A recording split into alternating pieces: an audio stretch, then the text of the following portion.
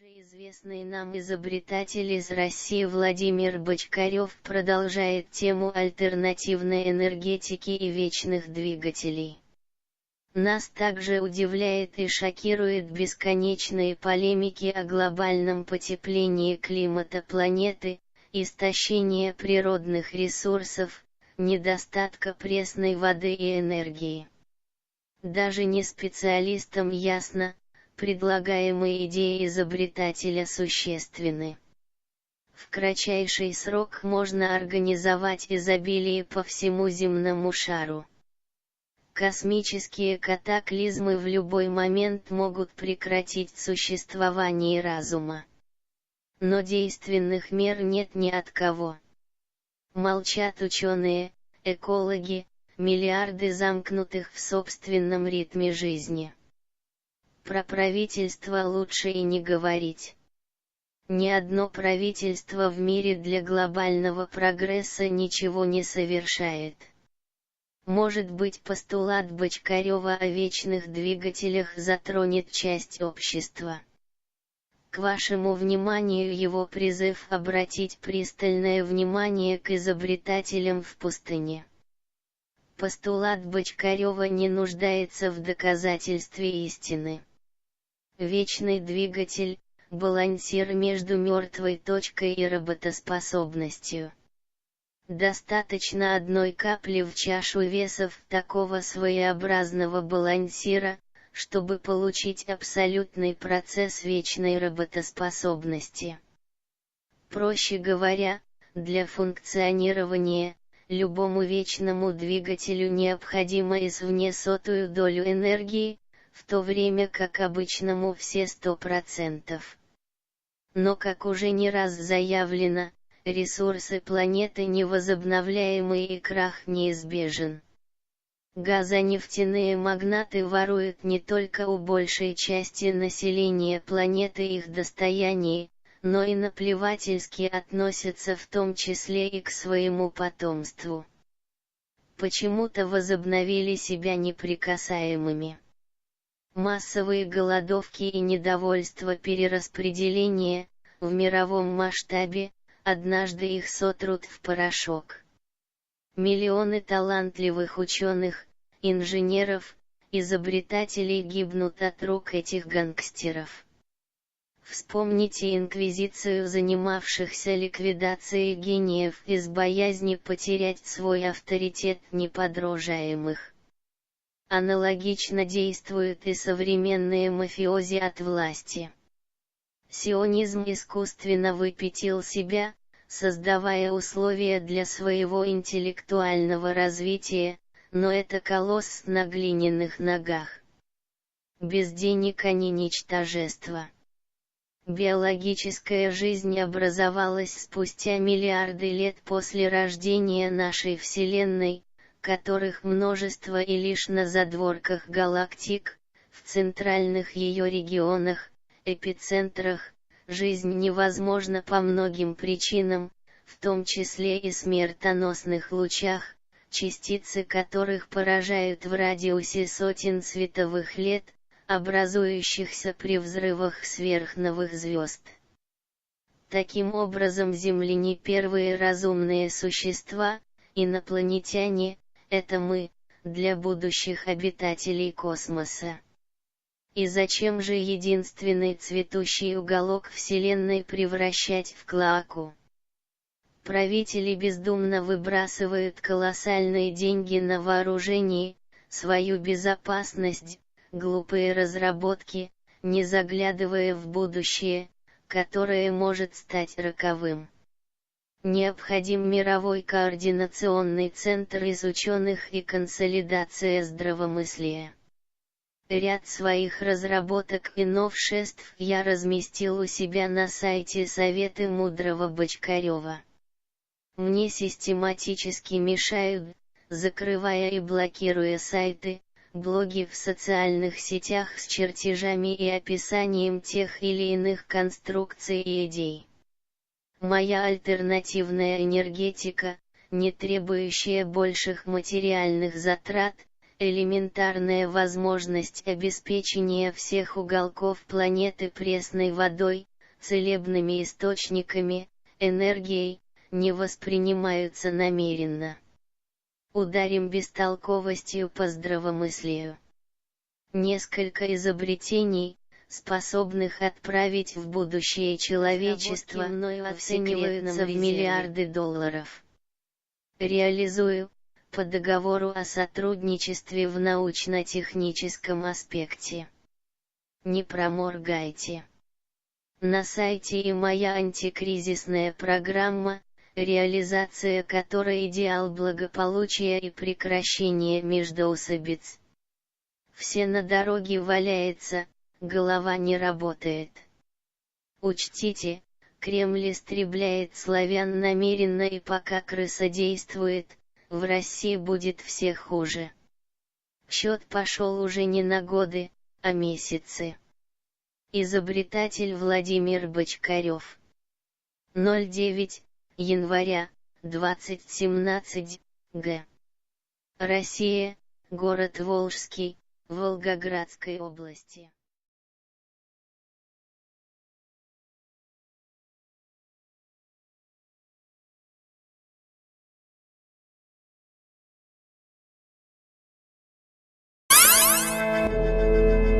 Для тех, кто верит, что наша Земля похожа на диск и покоится на спинах 7 слонов, стоящих на огромной черепахе, надо познакомиться с опытом маятника Фуко.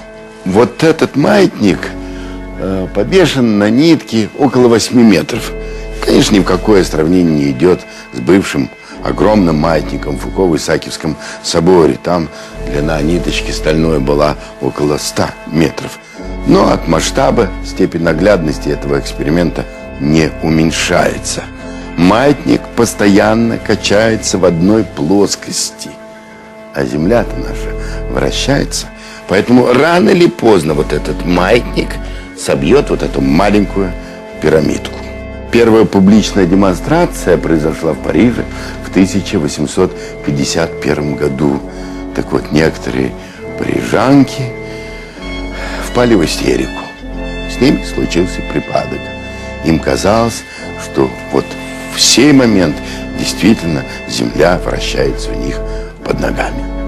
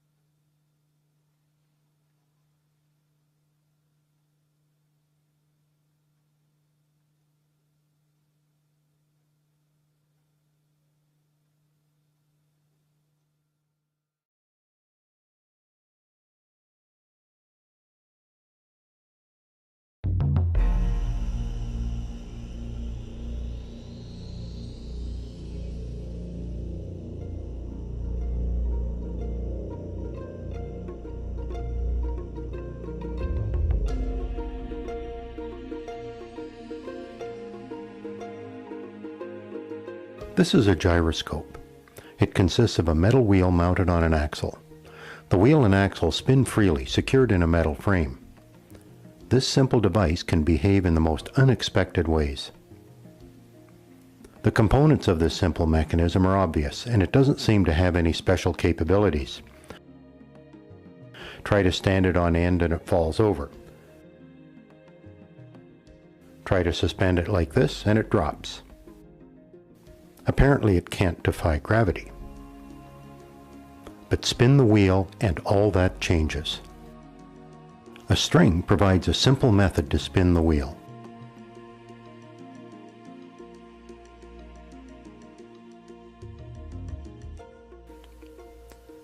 The first thing I notice about the spinning gyroscope is that it resists attempts to change its position. A resistive force appears when I attempt to tilt or rotate the gyro. Now when I stand it on the tabletop, it stays vertical. The spinning wheel is creating a force that holds the gyroscope upright. When the wheel stops, the force disappears and the gyroscope falls.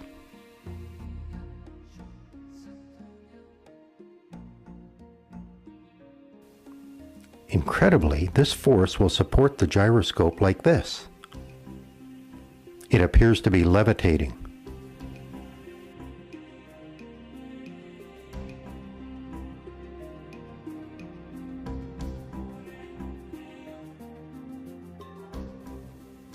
A spinning gyroscope will balance on a string.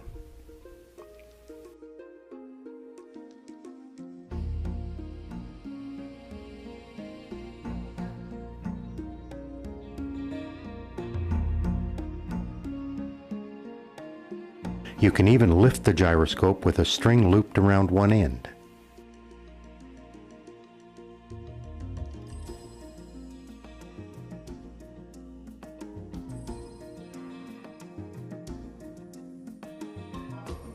This interesting behavior is difficult to explain. Physicists have determined that a rotating wheel has angular momentum, similar to the momentum that a stone flying through the air has. To change the direction of the stone requires a force. Similarly, changing the orientation of the rotating wheel requires force. The spinning wheel prefers to stay oriented as it is, and it resists any attempt to change that orientation. The fact that gyroscopes will maintain a particular orientation in space is very useful. In modern aircraft, an inertial guidance system uses spinning gyroscopes to monitor and control the orientation of the aircraft.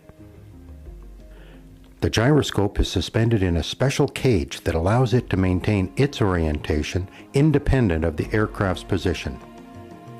If the aircraft rolls, electric sensors and contacts connected to the gyro send information to the pilot about the aircraft's orientation.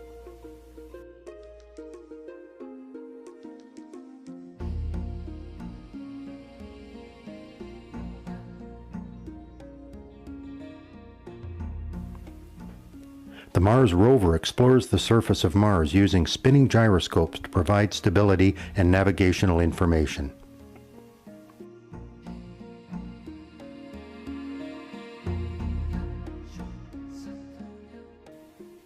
This full-sized robotic helicopter flies without an onboard pilot.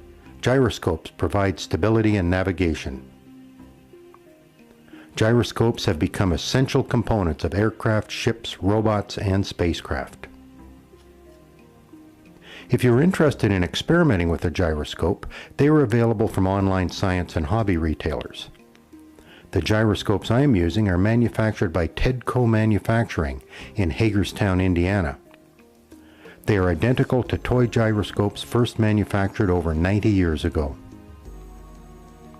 More science and technology related videos can be found at our website, hylaroad.com. Follow the project's link.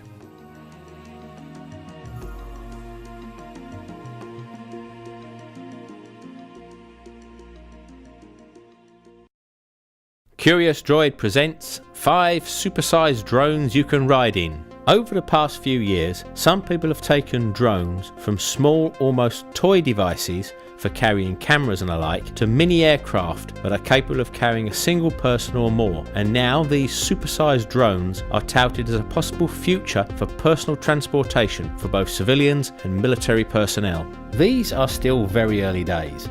Years of testing will lie ahead before these are allowed to fly in public areas, so don't expect to see anything like this soon. But here we look at 5 of the drones you can ride in. The EHang 184 created a huge buzz when it was debuted at the CES 2016 show. They claim it's the world's first fully autonomous helicopter drone.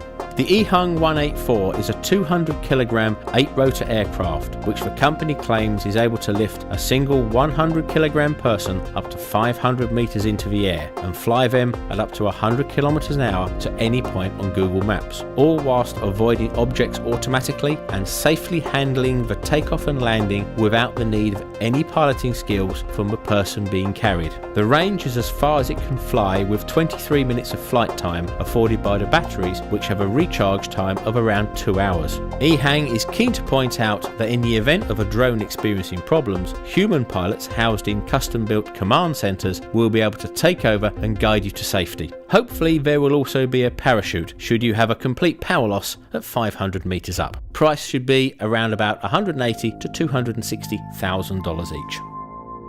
In the Netherlands, Torsten Cranes, the man behind Quadro UAS, has been developing an autonomous aircraft and has been featured on the news and TV programmes around Europe. Quadro UAS is primarily a one-man operation, and Torsten started out as a software engineer and gained experience whilst working at a company making unmanned aerial systems. However, he soon realised that he needed more experience in other technical areas like mechanical stress calculations and circuit design. He has spent a lot of time gaining these new skills and also cooperating with other people in order to make his prototype aircraft. Torsten's design has 20 electrically powered motors, each driving one propeller, and it is stabilised by a multi-wheel autopilot control system. Torsten is also in talks with the Dutch Aviation Authority in order to get a flight certificate, and hopes that in the future you will be able to order your personal aircraft by smartphone and it will land wherever you are before taking you on to your destination. The Aero X from Los Angeles firm Aerofex Incorporated is a 2-man low-altitude flying vehicle that's sort of a drone, but it isn't a drone, and it's also a sort of flying all-terrain vehicle. One of the major differences between the Aero X and other electrically powered type drone craft is that it's much simpler and uses no electronic stabilisation control systems. It is designed to be ridden much like a motorbike, but also can be used as an unmanned vehicle to do agricultural duties like crop spraying and surveying, for example. It uses 2 inline ducted fans powered by petrol engines. The design of the ducts around the edges of the fans give it the stability and the control. The idea behind the Aero X is not a new one though, and it's actually based on a design from over 50 years ago. The PA-59K flying jeep or air jeep was created by Frank N. Pasecki, founder of Pasecki Helicopter and Aircraft Corporation. The Air Jeep was the winner of a US Army competition to make a low-flying vehicle capable of travelling over land or water, a bit like a hovercraft, but whilst being able to fly over trees and larger obstacles. It also had a top speed of up to 75 miles an hour. Although the Air Jeep was field tested, the Army chose to stick with the helicopters, and the idea was dropped until Aerofex took it up again. Because the craft is designed to travel at only around about 10 feet above the ground and is controlled like a bike, the rider does not require any private pilot's license.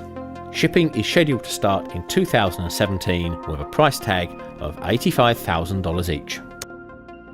The Flike, or flying bike, is an electrically powered tricopter designed by the Hungarian Bay Zoltan Limited. The idea of a Flike was originally conceived in the summer of 2014, when a magazine article appeared that said that drones were okay as small craft, but would not be able to carry the weight of a person. This gave the design team the idea to make a drone that could carry a person, and in the space of a year they took the idea from the drawing board to their first manned flight. The 6-motor design is in a Y formation, with the rotors on top of each other in a similar design to the EHang 184. Bay Zoltan are claiming that the flake will be able to travel at an electronically limited height of 30 metres at up to 100 kilometres per hour. Carrying capacity of the flake is up to 100 kilograms, and the flight time is up to 60 minutes with the extended range version. Because the flake is fully stabilised and controlled by a computer, the rider will require few piloting skills, though you may still require a pilot's licence like you do for a small plane or microlight.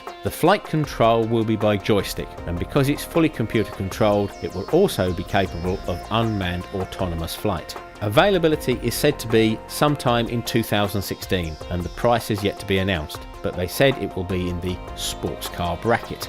Hopefully that's the Mazda MX-5 price bracket and not that of a Ferrari 458. The German-made Volocopter blurs the lines between a drone and a helicopter and is aimed at those who want the flying experience of the helicopter but without the high costs and long training times involved. The layout of a Volocopter is similar to the helicopter, with the rotors in a fixed grid above the main cabin and a similar size to the swept area of a normal helicopter rotor. The difference between the helicopter and a Volocopter is that the Volocopter has 18 electrically powered rotors, and this means that there is much more built-in redundancy, so you could lose a couple of rotors for example and still be able to fly. Being electric, it's also emissions free, and it also requires much less maintenance than a traditional helicopter. Rather than being fully autonomous like the E-Hun, Volocopter wanted to give the pilot the fun of flying, but with all the advantages that a fully computerized system could give. This would allow them to fly with just the joystick, just like a computer game, but also be able to switch to fully automatic if required. The computers take care of the actual flying, the takeoff and landing, and can even compensate for turbulence. All the pilot needs to do is just point it where he needs to actually go. Plan is to have a single-seater fun model and then a 2- and 4-seater models for commercial and private transport. Thanks for watching, and I hope you enjoyed the video. If you did, then don't forget to please thumbs up and subscribe for more, and if you have any ideas for videos you'd like to see, then please let us know in the comments below.